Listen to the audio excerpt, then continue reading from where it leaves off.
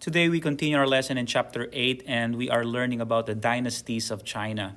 And we are doing section 2, the Mongol Empire.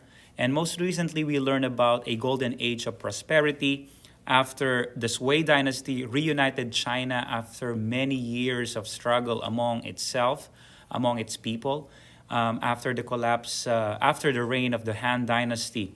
And it was brought to this what we call the golden age by the Tang and the Song dynasty. So we will continue our lesson in this chapter and we will learn about the Mongol Empire. Our first lesson in this section is about Genghis Khan, and he is considered to be one of the most famous or infamous leaders of the world because of its unusual way of protecting its people. And in the process, of course, he conquered a lot of lands. And in conquering these lands, it includes destruction and definitely lots of killing. So Genghis Khan, for history's sake, is definitely one of those great leaders. But definitely, as far as the argument or the debate whether he is a good person or not, then let's just leave that to the experts. Or you decide, because you are the experts. Go ahead, have your textbooks ready or log into Loda USD website. And from there, Clever. And from Clever, Cengage Learning. And from Cengage Learning, go ahead, log in with your student account and password, which is our National Geographic World History resource. And from the left side, it should be Unit 4. And it's in Chapter 8, Section 2, pages 220 to 221. The title of the lesson is Biography, Genghis Khan. This chapter's essential question is, what legacy did China leave to the modern world? And the objective of this lesson is to describe how Genghis Khan, the Mongol ruler, conquered China and created the largest land empire in history.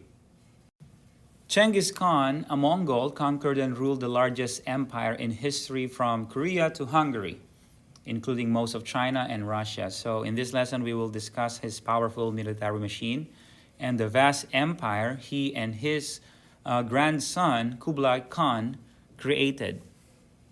First, let's take a look at his profile. When he died, Genghis Khan had united the nomadic tribes, meaning most of these people, they move a lot, they don't stay in one place. And he was able to conquer China and extended his rule all over the central parts of Asia. And that is just oversimplifying it. Now let's take a look at his worst moment. So the death of his father, a defeated Mongol chieftain, left young Temujin and his mother to eke out a living on a harsh steppe. So that is his real name, Temujin. Well, he got some friends. Jamoka was his friend and rival whom Temujin later defeated to become the universal ruler, or Genghis Khan.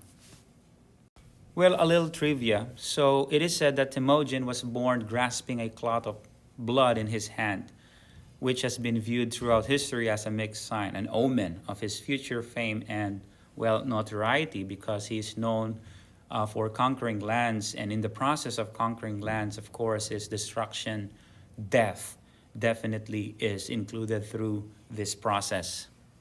Who are the Mongols? So the Mongols were a loose collection of independent nomadic tribes, meaning they don't stay in one place because they are herders from the steppes or vast and grassy plains of the northwest of China.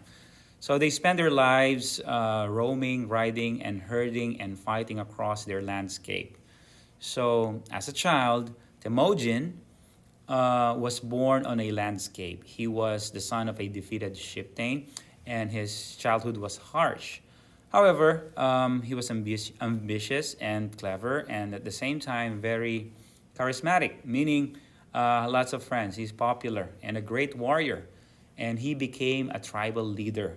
And in 1206, the Mongol people gave him the title Genghis Khan, or the universal ruler.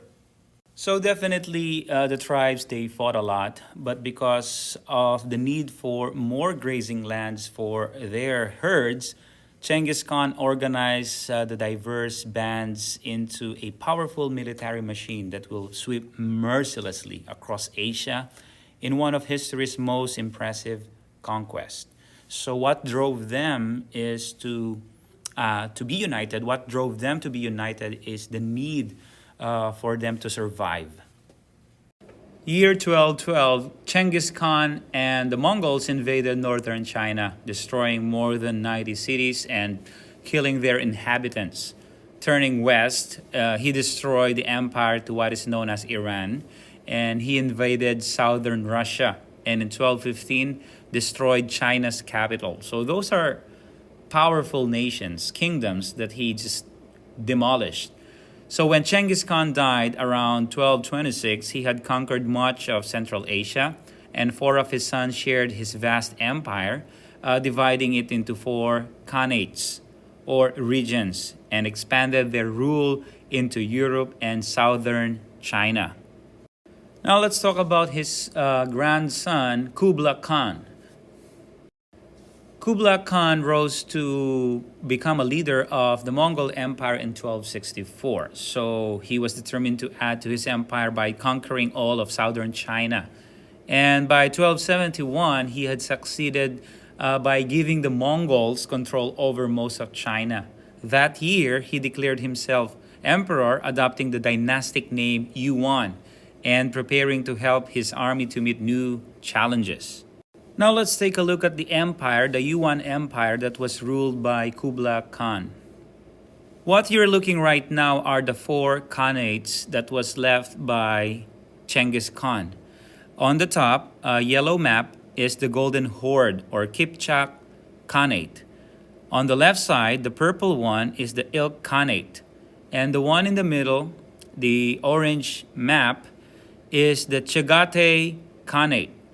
And the green one, which is the biggest of all the khanates, is the Khanate of the Great Khan.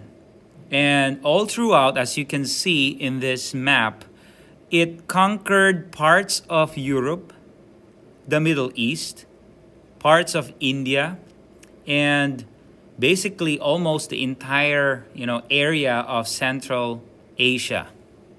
So this is such a great accomplishment from a group of nomadic herders from Mongolia. And this was all possible because of the leadership of Temujin or Genghis Khan. Because of his vision and leadership of uniting the nomadic herders, they were able to not just provide the basic needs of their family, but in the process, they were able to conquer great kingdoms because of this simple desire and leadership of this man, his desire to help his people. Now let's go to the review and assess questions. The first one, reading check. How did the Mongols gain power? And number two, you will compare and contrast how were Genghis and Kublai Khan alike. And number three, interpret maps.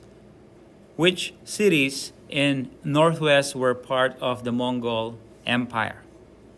So you will have to look at the map again. Now go to our Google Classroom and open the review and assess assignment and answer those questions in complete sentences using your own words. And don't forget the key vocab as well as the title of the lesson. So that is our lesson for today, the life of the great Khan of the Mongol Empire.